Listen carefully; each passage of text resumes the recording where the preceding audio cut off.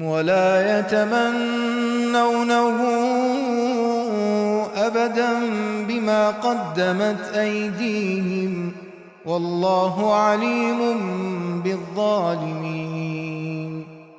قل إن الموت الذي تفرون منه فإنه ملاقيكم ثم تردون إلى عالم الغيب والشهادة فينبئكم بما كنتم تعملون.